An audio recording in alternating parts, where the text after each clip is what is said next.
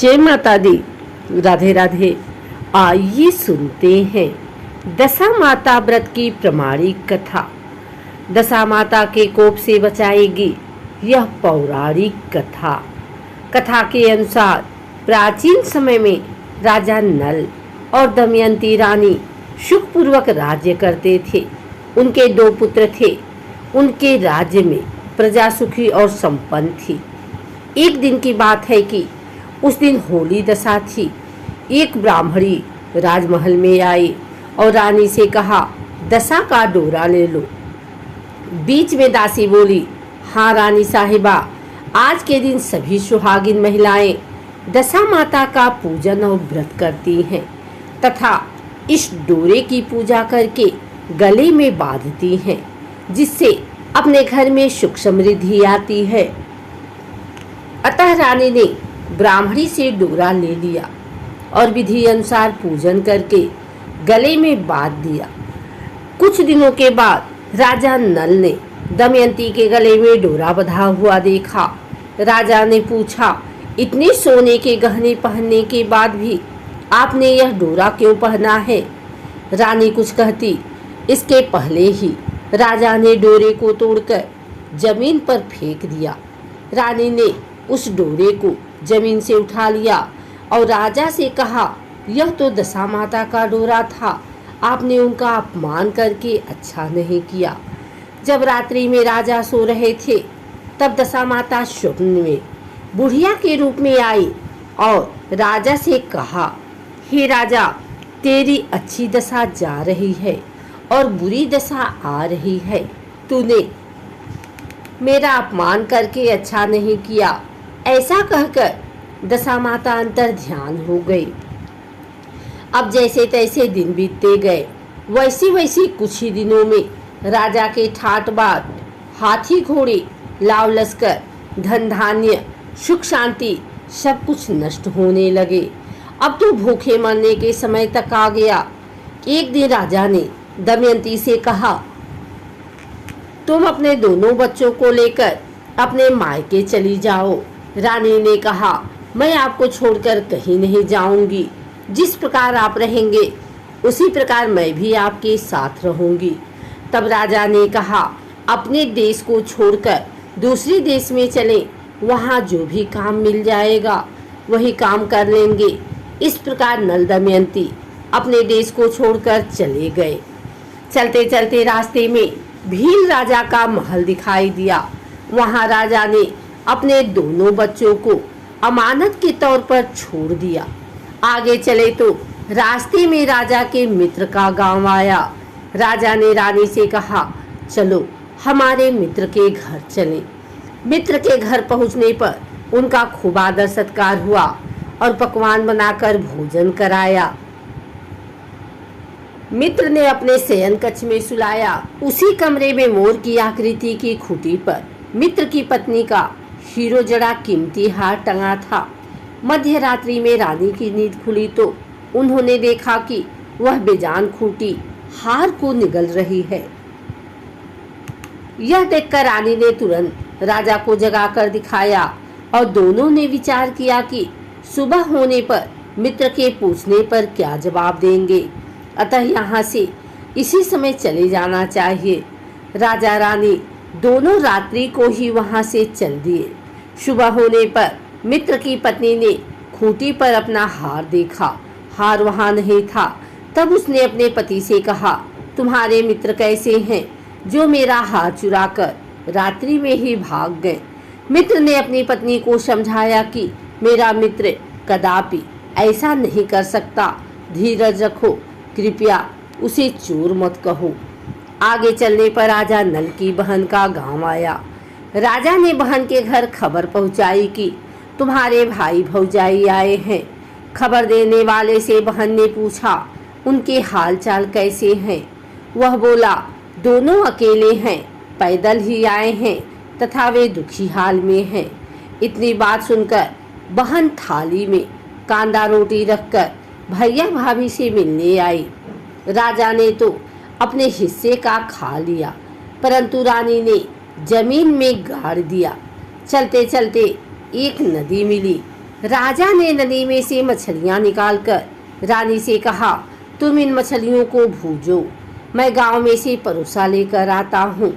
गांव का नगर सेठ सभी लोगों को भोजन करा रहा था। राजा गांव में गया और परोसा लेकर वहां से चला तो रास्ते में चील ने झपट्टा मारा तो सारा भोजन नीचे गिर गया। राजा ने सोचा कि रानी विचार करेगी कि राजा तो भोजन करके आ गया और मेरे लिए कुछ भी नहीं लाया। उधर रानी मछलियां भूनने लगी तो दुर्भाग्य से सभी मछलियां जीवित होकर नदी में चली गई। रानी उदास होकर सोचने लगी कि राजा पूछेंगे और सोचेंगे कि सारी मछलियां खुद खा गई। तब राजा आए तो मन ही मन समझ गए और वहां से आगे चल दिए। चलते चलते रानी के मायके का गांव आया। राजा ने कहा, तुम अपने मायके चली जाओ, वहां दासी का कोई भी काम कर लेना, मैं इसी गांव में कहीं नौकर हो जाऊंगा। इस प्रकार रानी महल में दासी का काम करने लगी और राजा तेली के घाने पर काम करने लगा। दोनों को काम करते बहुत दिन हो गए। जब होली दशा का दिन आया तब सभी रानियों ने सिर धोकर स्नान किया। दासी ने भी स्नान किया। दासी ने रानियों का सिर गूथा तो राजमाता ने कहा, मैं भी तेरा सिर गूथ दूं। ऐसा कहकर राजमाता जब दासी का सिर गूथ रही थी तब उन्होंने दासी के सिर में पद्म देखा। यह देखकर राजमाता की आंखें भर आई और उनकी आंखों से आंसू की बूंदें गिरी। आंसू जब दासी की पीठ पर गिरे तो दासी ने पूछा, आप क्यों रो रही हैं?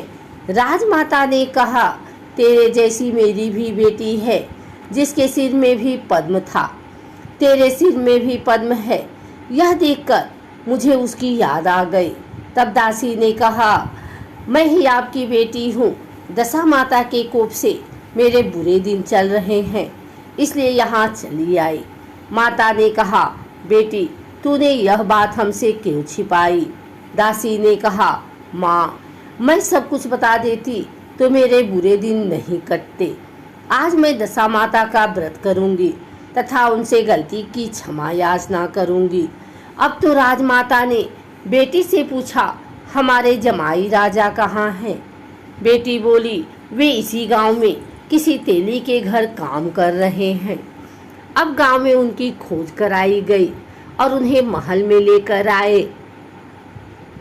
जमाई राजा को स्नान कराया, नए वस्त्र पहनाए और पकवान बनवाकर उन्हें भोजन कराया गया।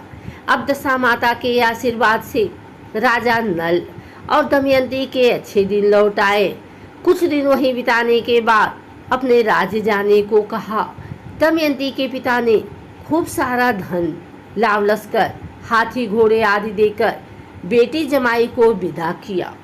रास्ते में वही जगह आई जहां रानी ने मछलियों को भूना था और राजा के हाथ से चील के झपट्टा मारने से भोजन जमीन पर आ गिरा था। तब राजा ने कहा, तुमने सोचा होगा कि मैंने अकेले भोजन कर लिया होगा, परंतु चील ने झपट्टा मारकर गिरा दिया था। अब रानी ने कहा, आपने सोचा होगा कि मैंने मछलियां भूनकर अकेले खा ली होगी, परंतु वे तो जीवित होकर नदी में चली गई थी। चलते चलते अब राजा की बहन का गांव आया। राजा ने बहन के यहाँ खबर भेजी। खबर देने वाले से पूछा कि उनके हाल चाल कैसे हैं। उसने बताया कि वे बहुत अच्छी दशा में हैं, उनके साथ हाथी घोड़े लाव लश्कर हैं। यह सुनकर राजा की बहन मोतियों की थाल सजा कर लाई। तभी दमयंती ने धरती माता से प्रार्थना की और कहा, माँ आज मेरी अमानत मुझे वापस दे दो। यह कहकर उस जगह को खोदा जहाँ कांदा रोटी गाड़ दिया था। खोदने पर रोटी तो सोने की और कांदा चांदी का हो गया। ये दोनों चीज़ें बहन की थाली में डाल दी और आगे चलने की तैयारी करने लगी। वहाँ से चलकर राजा अपने मित्र के घर पहुँचे। मित्र ने उनका पहले के समान ही खूब आदर सत्कार और सम्मान किया। रात्रि विश्राम के लिए उन्हें उसी शयन कक्ष में सुलाया। मोरनी वाली खूंटी के हाथ निगल जाने वाली बात से नींद नहीं आई। आधी रात के समय वही मोरनी वाली खूंटी हार उगलने लगी तो राजा ने अपने मित्र को जगाया तथा रानी ने मित्र की पत्नी को जगाकर दिखाया। आपका हार तो इसने निगल लिया था। आपने सोचा होगा कि हार हमने चुराया है। दूसरे दिन प्रातःकाल नित्यकर्म से निपटकर वहाँ से वे चल दिए। वे भील राजा के यहाँ पहुँचे और अपने पुत्रों को मांगा तो भील राजा ने देने से मना कर दिया। गांव के लोगों ने उन बच्चों को वापस दिलाया। नल दमयंती अपने बच्चों को लेकर अपनी राजधानी के निकट पहुँचे तो नगरवासियों ने लाव लश्कर के साथ उन्हें आते हुए देखा। सभी ने बहुत प्रसन्न होकर उनका स्वागत किया तथा गाजा बाजे के साथ उन्हें महल पहुंचाया। राजा का पहले जैसा ठाट बाट हो गया। राजा नल, दमयंती और दशा माता ने पहले कोप किया, ऐसी किसी पर मत करना, और बाद में जैसी कृपा करी वैसी सब पे करना।